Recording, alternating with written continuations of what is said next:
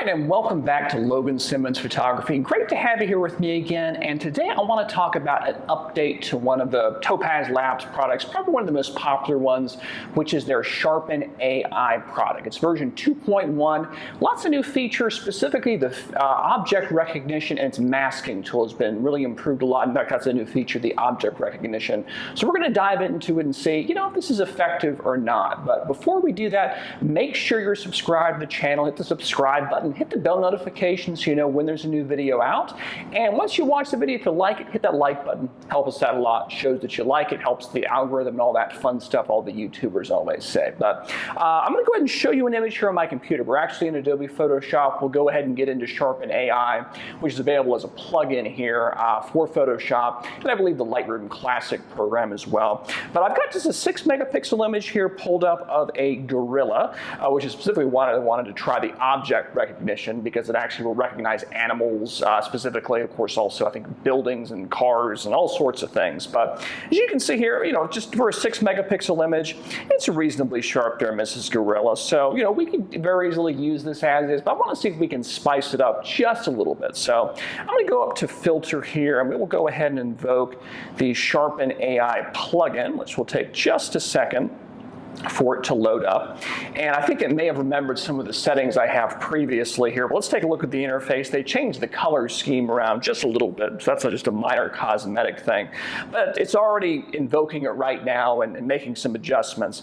Now, as the stabilize option is on, a new option is the automatic mode recognition, because there's different modes here, just a standard sharpen.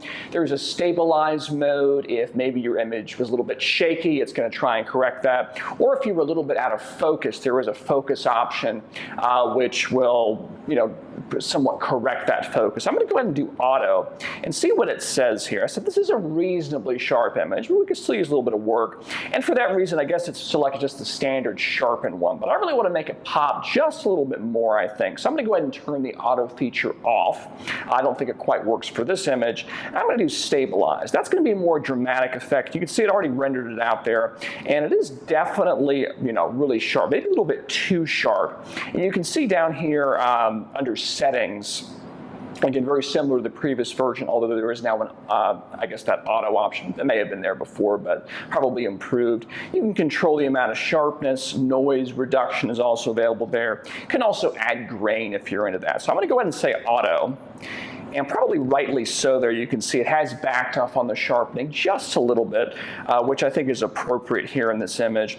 But one thing I want to note here, obviously the gorilla looks pretty good. If you look over here, and it may have to re-render here, let's see what it does. Whoops. Well, one would hope it would re-render. Maybe we found a bug there. Anyway, if you would notice there, it was a little bit grainy over in this particular area. So I think I want to go ahead and do a mask, because remember in those previous versions, in fact, if you want to see how that kind of works, you can click up there on YouTube. They did add a masking function. Now they have an object recognition. Well, let me show you how that actually works. So I'm going to go ahead and do mask. And I think here what I'm going to go ahead and do, I'm going to zoom out just a little bit. And it works pretty similarly to the way it worked previously. I'm still going to have to draw a mask. And you can either invert the mask, you can basically make a selection and say everything but this, apply the filter. Or you can draw on a mask there and say, what's mask? That's what I want the filter applied to. So I'm going to go ahead, I can go ahead and use my mouse, my keyboard, and make that a little bit bigger. And then I'm going to click on Find Objects. That's the new thing. It's going to say, well, I'm trying to do as best job as I can by outlining the gorilla, but it's going to try and actually identify the gorilla and make some adjustments to make it a little bit better. So I think I'm going to go ahead, I'm going to reduce that softness, which is like feather in Photoshop, a little bit of a sharper edge. I'm just going to start painting my way through here. I'm going to kind of, I'm not going to try and do a bad job necessarily, but I'm going to go ahead and try and paint that gorilla. And it's important to note that I have to do this all in one motion. If I let go, it's going to start applying the filter and try and do the object recognition. So I did a decent job there. That's not too bad. So then I'm going to go ahead and let go. There we go. Now it's going to go ahead and generate a preview. And what I have noticed, this does take about a minute or so for the program to actually analyze the mask, and find the object in there. Again, this is a pretty demanding program. It does prefer a dedicated graphics card attached to your computer. That's kind of how it does a lot of the different computations there. If you don't have one, in fact, this one just has an integrated graphics card from Intel. There is kind of an Intel accelerator, but it's not nearly as fast. So if you have a dedicated GPU, either from NVIDIA or ATI, apparently, looking at the system requirements, that will speed things up. So let's go ahead and accelerate just a little bit forward here so we don't have to wait. I'll be right back with the result of the new mask the program has determined.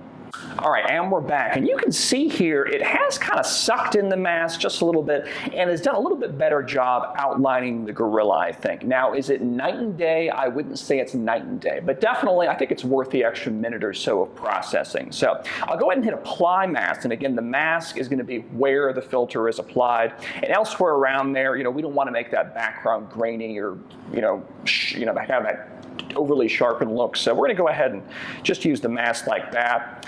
And let's see if I zoom into 100%, if you can see what the effect is going to look like. If for some reason the preview is not updating, there is that option there. Imagine if we were to toggle it on and off here.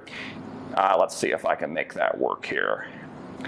Again, occasionally there's an error in the program, but let's see, there we go. So you can see the gorilla's been sharpened, but over here it has not been. So I'm going to go ahead and hit apply. And again, this will take about a minute or so depending on the size of the image. This is just a 6 megapixel image. Obviously, if you're working with something larger, it's going to take longer. It depends on your computer and whether you have that dedicated graphics or not. So let's give it a minute. I'll be right back with the result in Photoshop. And we'll kind of play around with the image just a little bit. Okay, and we're back into Adobe Photoshop now, and you can see here I've got my sharpened image, and we can kind of toggle back and forth and see we have the original there, definitely a little bit softer, and then we have the sharpened version, which is much, much better. So definitely a big improvement, and that masking option has really helped us define the gorilla, as opposed just to trying to do it with hand or with a pen tablet or something like that. But what I really want to do is enlarge this image where we can really see the results between an unsharpened AI image that's just been sharpened maybe in Photoshop versus the Sharpen AI. So I'm going to go ahead and actually make this a 20 by 30 inch print at 300 DPI, or at least not print it, but at least show it to you in Photoshop here.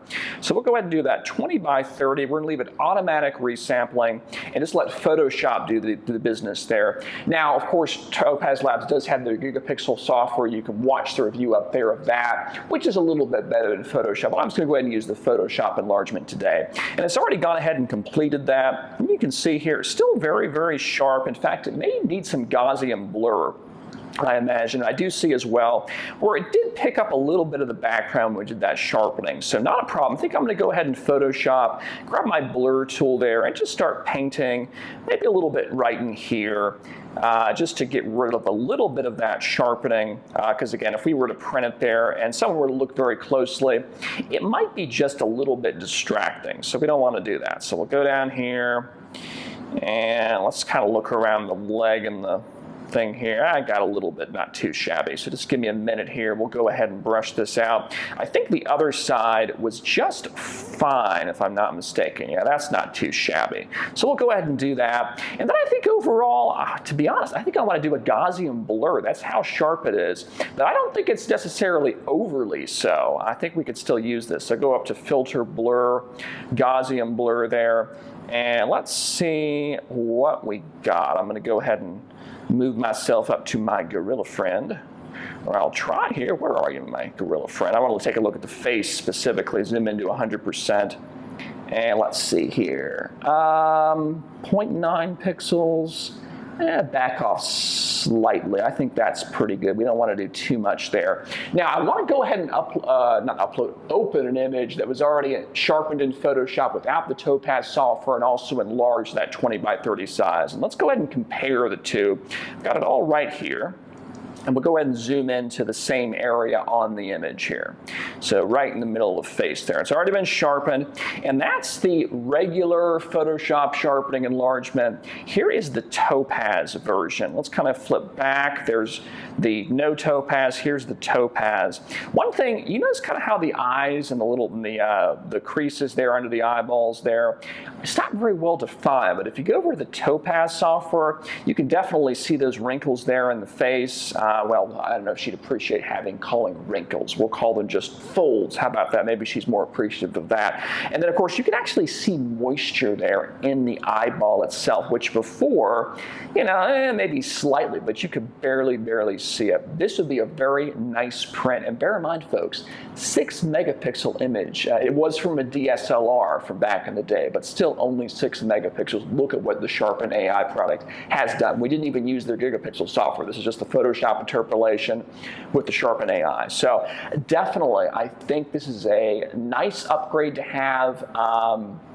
Is it dramatic over the previous version? No, but I do think that special facial recognition, definitely a big help. Helps you basically get your job done faster. So you don't have to do much of that, as much of that blurring of the excess areas in Photoshop like we had to do here. Of course, there is that auto option, which allows you to toggle between the different sharpening modes. Didn't work for this image so much, but it might work for others. Definitely, worth trying out. So go ahead and do it. There's a link down below there in the description for you to take a look. There is a 30-day free trial. It is an affiliate link, which is disclosed here and as well down below there. But otherwise, we're not compensated by them.